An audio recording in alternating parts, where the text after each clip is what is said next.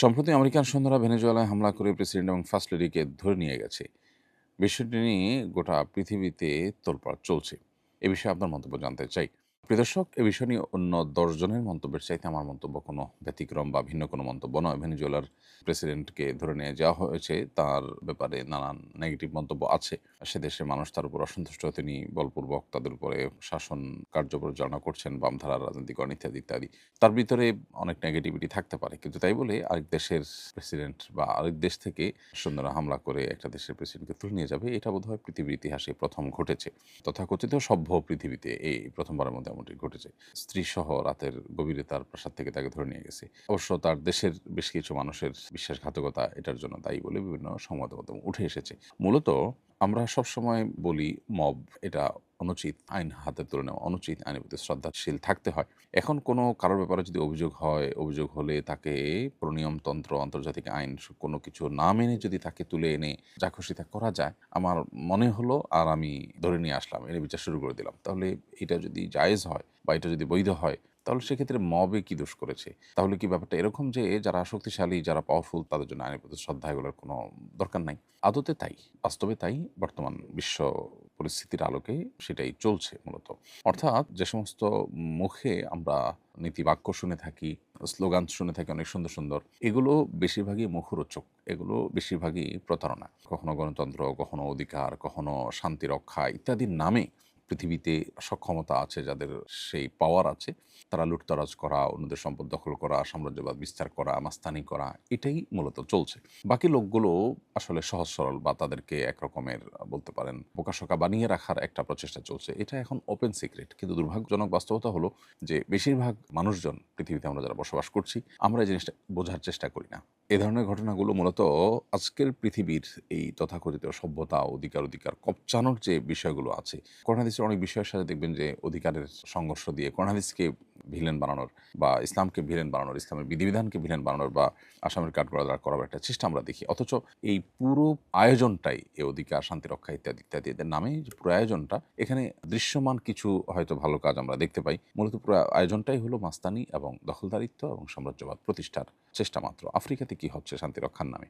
আমরা কে না জানি সেটা। গোটা পৃথিবী জুড়ে আজ যা চলছে, এই সবগুলোরই একটা বহিঃপ্রকাশ এই ঘটনার মধ্য দিয়ে হয়েছে। অন্যরা হয়তো যেটা একটু ঘুরিয়ে ফিরিয়ে, ইনিয়ে বিনিয়ে বা একটু কৌশলে করে, এটা হয়তো খুব প্রকাশ্যে স্পষ্টভাবে হয়েছে। জাস্ট এইটুকু পার্থক্য।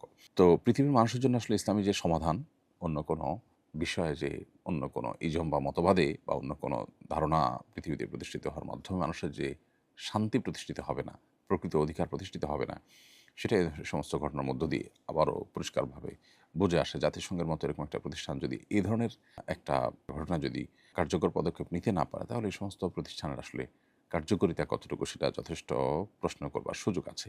আমাদের ভুলে যাওয়া উচিত হবে না যে শতাব্দীর সবচেয়ে ভয়াবহতম বর্বরতা ফিলিস্তিনবাসীর উপর চলছে।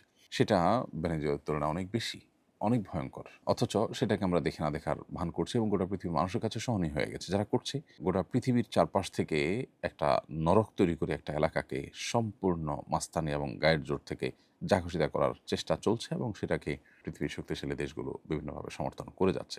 এখান থেকেও কি তাদের আসল রূপ, তাদের প্রকৃত চেহারা প্রকাশ পায় না? আল্লাহ তাআলা আমাদেরকে হেদায়েত দান করুন এবং বুঝার তৌফিক দান করুন। আমার স্বামী সুদভিত্তিক কার্যক্রমের সাথে জড়িত। তাকে এই বিষয়ে ইসলামের নির্দেশনা জানিয়ে সতর্ক করলে বলেন, সুদের এই বিধান তখনকার সময়ের সুদের জন্য প্রযোজ্য ছিল, এখনকার সুদের জন্য এই বিধান প্রযোজ্য নয়। তার এই দৃষ্টিভঙ্গির কারণে কি ঈমানের সমস্যা হবে? প্রথম কথা হলো, তার এই দৃষ্টিভঙ্গি পুরোই ভুল এবং তিনি বিভ্রান্তির মধ্যে আছেন। সুদের দুটি প্রকার স্বীকৃত, সেটির একটি হলো রেবান নাসিআহ, আরেকটি হলো রেবাল ফজল। অর্থাৎ নির্দিষ্ট কয়েকটি পণ্য বিশেষ কারণের ভিত্তিতে সেগুলো একটি অপরটির বিনিময়ে যখন কেনাবেচা হবে তখন কম বেশ করে দেওয়া, এটা সুদ। আবার আরেকটা হলো যে লোন নিয়ে সেটা পরবর্তীতে অতিরিক্ত টাকার বিনিময়ে সেটার পরিশোধ করানো বা সেটা আদায় করা, এই চুক্তিতে লোন দেওয়া, সেটা সুদ। সেটাকে বলা হয় রেবা নাসিয়া। এই রেবা নাসিয়া বা রেবাল ফজল উভয় প্রকার রেবাই রেবা, উভয়টাই সুদ। এ ব্যাপারে সারা পৃথিবীতে উল্লেখযোগ্য স্কলারদের কোনো মতপার্থক্য নেই।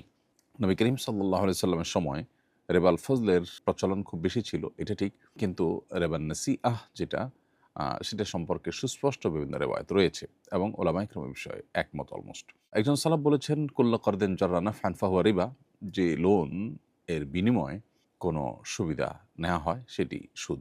তাহলে রিবার মধ্যে এই লেনদেন যে অন্তর্ভুক্ত সেটা এখান থেকে একেবারে পরিষ্কার। অথচ তিনি যখন এটি বলেছেন, সে ইসলামের সোনালী যুগের স্বর্ণ মানবদের একজন, তখন এই ব্যাংকিং সিস্টেম চালু হয়নি।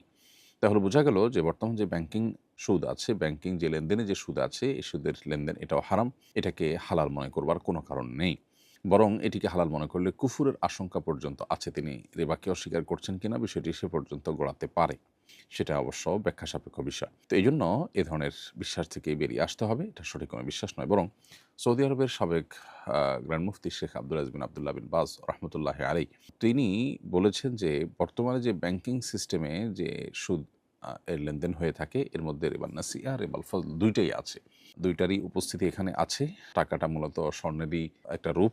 সো টাকার বিনিময়ে টাকা এবং কম বেশি করে দেওয়া সেটা তার মধ্যে আছে। আবার লোন দিয়ে পরবর্তীতে সেটার জন্য অতিরিক্ত সুবিধা আদায় করা, এটার মধ্যে রিবান নাসিআ তো আছেই। তো এইজন্য বর্তমানে ব্যাংকে যে প্রচলিত সুদি লেনদেন, এটাকে হালাল মনে করবার কোনো স্কোপ বা কারণ নেই। আপনার স্বামীকে এই বিষয়ে ভালো করে পড়াশোনা করা এবং এই বিষয়ে ইসলামের দৃষ্টিকোণকে ভালো করে জানবার চেষ্টা করার জন্য আপনি অনুরোধ রাখতে পারেন। একই সময়ে একাধিক পাত্রপক্ষ থেকে প্রস্তাব এসেছে।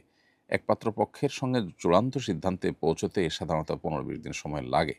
এই সময় এক পক্ষের সঙ্গে যোগাযোগ করতে গিয়ে অন্য পক্ষকে উপেক্ষা করলে তারা সরে যেতে পারে। অথচ পরে দেখা যেতে পারে প্রথম পক্ষের সঙ্গে সিদ্ধান্তে পৌঁছানো সম্ভব হয়নি। এই বাস্তবতায় চূড়ান্ত সিদ্ধান্ত না হওয়া পর্যন্ত একই সময় একাধিক পাত্রপক্ষের সঙ্গে কথা এগিয়ে নেওয়া বৈধ হবে কিনা? একটি পক্ষ চূড়ান্ত হলে অন্য পক্ষকে স্পষ্টভাবে নিষেধ করে দেয়া হবে। বোন, আপনার এই প্রশ্নের উত্তর হলো যে হাদিসে তো আছে, নবী সাল্লাল্লাহু আলাইহি ওয়াসাল্লাম বলেছেন, "ওয়ালা ইয়াখতুব আহাদুকুম আলা খিতবাতি আখি", তোমাদের কেউ কারোর প্রস্তাবের উপর প্রস্তাবনা দিবে না। অর্থাৎ কেউ কোথাও বিয়ের জন্য প্রস্তাব করেছেন, তার প্রস্তাবনার কোনো সিদ্ধান্ত আসার আগে এখানে আরেকজন যেন প্রস্তাবনা দিতে না যান। এটা হলো মৌলিক নিষেধাজ্ঞা।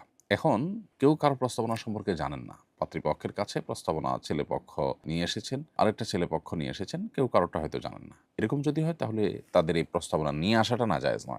আর পাত্রীপক্ষ এখানে কাকে দিবেন সেটা পর্যালোচনা করে, মানে কার সাথে প্রস্তাবে সম্মতি দিবেন এবং কার সাথে বিয়ে দিবেন, এই ব্যাপারটি যদি তারা একটু সময় নিয়ে সিদ্ধান্ত নেন এবং কয়েকটার সাথে আলাপ করে বোঝাপড়ার চেষ্টা করেন, তাহলে সেটা মৌলিকভাবে কোনো নাজায়েজ বা নিষিদ্ধ হবে না। এবং হাদিসে যে কারো প্রস্তাবের পরে অন্য কাউকে প্রস্তাব দিতে নিষেধ করা হয়েছে, এটা তার আওতায় পড়বে না। এটা হলো প্রস্তাব আপনার কাছে এসেছে। সো আপনি কোনটা চুজ করবেন সেটার জন্য আপনি সময় নিতে পারেন, দেখতে পারেন এবং কথাবার্তা সেভাবে আগায় নিয়ে যেতে পারেন। কিন্তু লক্ষ্য রাখতে হবে যে কোনোভাবে কাউকে ক্ষতিগ্রস্ত করা জায়েজ না। নবী সাল্লাল্লাহু আলাইহি ওয়াসাল্লাম বলেছেন, "লা দারারা ওয়ালা দিরারা", নিজে ক্ষতিগ্রস্ত হওয়া বা কাউকে ক্ষতিগ্রস্ত করা এটা কিন্তু শরীয়তে জায়েজ নয়। অতএব আপনি তাকে অপেক্ষা করানোর মাধ্যমে তার জন্য অপ্রত্যক্ষ কোনো ক্ষতির কারণ না হয়। হ্যাঁ, সে একটা জায়গায় এঙ্গেজ থাকার কারণে অন্য আরো কিছু জায়গায় তার মিস হতে পারে। সেটা তো সেটুকু ক্ষতি তো তাকে সহ্য করেই সিদ্ধান্তে আসতে হবে। অর্থাৎ আপনার সাথে আলাপ চলছে, এই টাইমে তার কাছে আরেকটা স্কোপ থাকতে পারে। তো তিনি সেই স্কোপ ধরবেন নাকি এখানে আলাপ চালাবেন এটা তার বিষয়। বাট আপনি সিদ্ধান্ত নিতে একটু সময় নিচ্ছেন, বোঝাপড়া করছেন, এটা মৌলিকভাবে নাজায়েজ নয় এবং কয়েকটার মধ্যে বোঝাপড়া করে আপনি যেকোনো একটাকে ইয়েস বলছেন, সেটা মৌলিকভাবে নাজায়েজ নয়। কিন্তু এটা করতে গিয়ে যদি আপনি তাকে এমনভাবে বোঝান যে হ্যাঁ, আপনার সাথেই আমি আগাচ্ছি এবং সেজন্য আপনি সব সিদ্ধান্ত নিলেন, অথচ তার সাথে আগালেন না, তাহলে তিনি যেন ক্ষতিগ্রস্ত না হন, প্রতারিত না হন, সেদিকটা খেয়াল রাখতে হবে। তাহলে খোলাসা কথা হলো যে মৌলিকভাবে কথা একাধিক পক্ষের সাথে আগায় নেওয়ার মধ্যে কোনো প্রকার নিষেধাজ্ঞা নেই শরীয়ত দৃষ্টিকোণ থেকে, ইনশাআল্লাহ।